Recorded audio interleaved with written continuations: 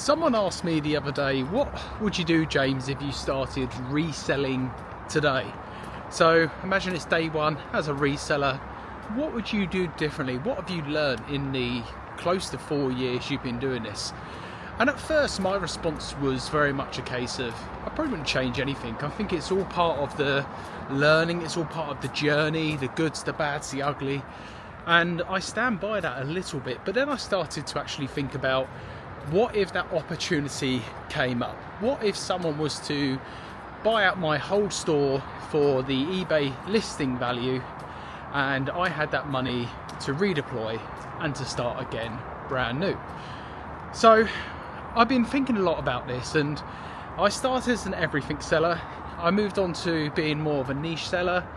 I'm moving back now, I would say, more so to being more of an everything seller. I would still say majority of the stuff I will be buying will be clothing, but where I was really stubborn before to say I'm a clothing seller, I can't buy anything else, it's going against my rules of the business, I've kind of relaxed that a little bit. And part of the reasons I've done that is, well, a number of reasons: to keep it interesting for myself, to keep it interesting for you guys, and to also look at some of the margins on the everything stuff. You can be buying things for £2 to £5 and flipping it for 100, and I just couldn't leave all that behind anymore. So would I start as an everything seller again? I probably would, yes. But what I would do is maybe choose 2 or 3 categories and try and become an expert in them. So maybe spend a bit more time researching, looking at the comps, spending time outsourcing, maybe concentrating a bit more on sell-through to actually get off to a really good start, and to not fill the store full of that stuff that we all have, where, you know, you kind of feel to yourself, is it worth picking up? Is it not worth picking up? I just realised the microphone wasn't on, so I've just clicked it on. So hopefully the sound will be a bit better for this part of the video. So yeah, that was the first thing I was thinking about. Second thing as well, and something I didn't do straight away, and again, this is something you don't necessarily need to do straight away, but for the first 6 to 8 months, I didn't have a label printer. I was handwriting the labels, I was queuing up at the post office. I think when I first started, in fact, I was buying my shipping from the post office. So I used to take, 10 items down there, used to have to queue up and then pay at the desk. And that cost me a lot of, not just money, but a lot of time as well. So when I speak to people who are starting reselling, I kind of want to say to them, do you know what? Put £50 to £100 aside as quickly as you can and buy yourself a label printer. Because now on Amazon you can get label printers reasonably cheap for what you need, and the time aspect is worth it alone. The time saved aspect, So one of the things I would do differently is I'd probably start out with a label printer, probably from day one, knowing what I do know now. But what would you guys do differently? If you was to have the opportunity to start again, we can all start again, by the way, no harm in that. But if you was to start again tomorrow, what have you learned in your 6 months, 1 year, 20 years of reselling, whatever you've been doing it for?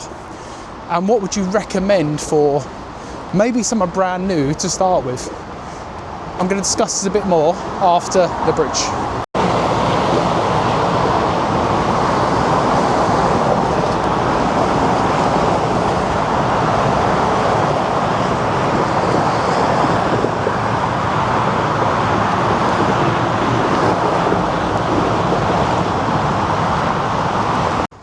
So there's also an argument a lot of the time I see with regards to low cost, no cost. And I'm all about that life. If you can get something cheap or it's not cost you anything, it's the way to go.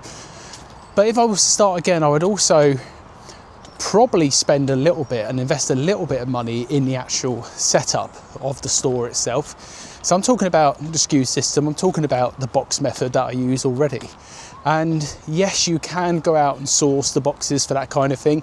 You can go out and source you know, free boxes on Facebook Marketplace, etc., from the supermarkets. And I did do that when I first started, you know, go to the local garden centre, etc. But I also think the time element of doing all of that stuff as well, you need to take that into consideration. So before I get started, I probably would do some posts on Facebook Marketplace asking for boxes.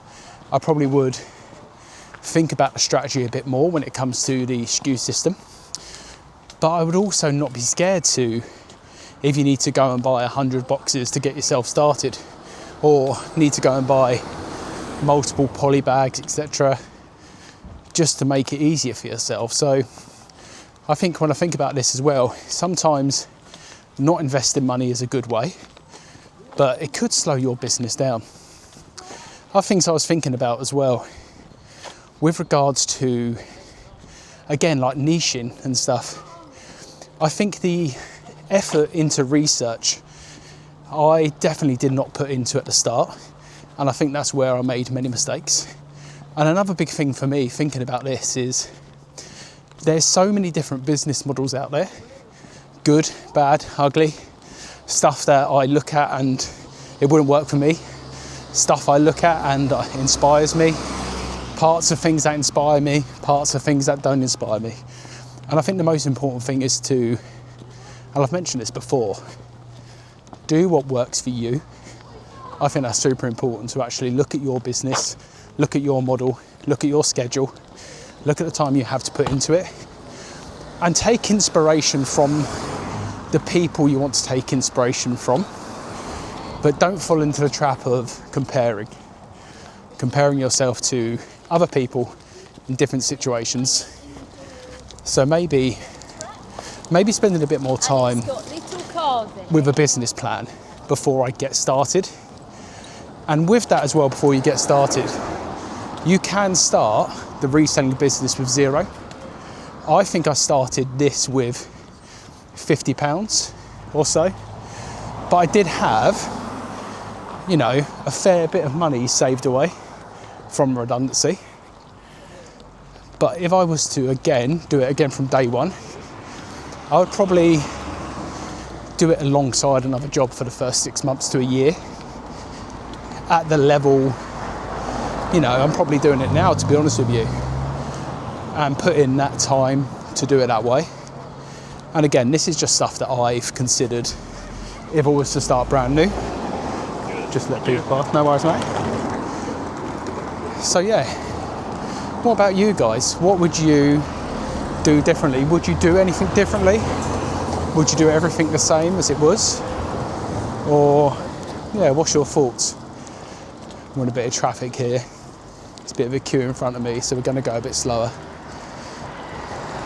But it's a really good question, and it's a question maybe that I need to reflect on more and more within the business. What's my current process looking like? How can I improve it? How can I cut costs as well? Because I do feel sometimes that my costs are quite high for the business, and do they need to be as high as they are? Maybe not. But I think there is some stuff where you can't kind of scrimp and save too much, otherwise it doesn't work. Technology is something you can definitely save on, for sure. I mean, even things like an office chair. You go on Facebook Marketplace today and type in office chair, local to you for free.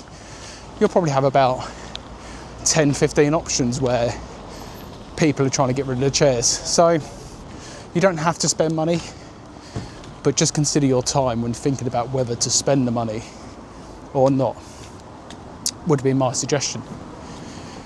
But I've been doing this now, as I say, close to 4 years, and it's not been perfect the whole time. It's not perfect now, but I feel I finally got to the point maybe where it might not be perfect for 99.9% of other people, but it's perfect for me.